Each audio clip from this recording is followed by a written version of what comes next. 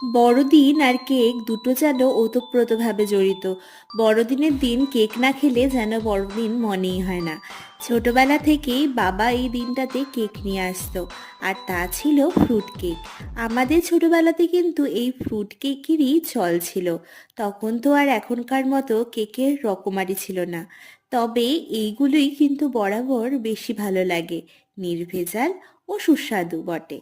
চারিদিকে যখন বড়দিনের তোড়জোড়, আমারও মনে হলো কেক বানাই। কিন্তু খাবার জন্য যেটা, সেটা তো বরমশাই বানাবে।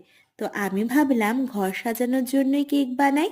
তাই আজ বসে পড়েছি সুপার ক্লের বিভিন্ন কালার নিয়ে, যা হলো আমার কেকের ইনগ্রিডিয়েন্টস। আমার কিন্তু এই কেক তৈরির রেসিপিটা দারুণ লাগলো। তোমাদের কেমন লাগলো জানিও কিন্তু। আর হ্যাঁ, হ্যাপি ক্রিসমাস তোমাদের সবাইকে।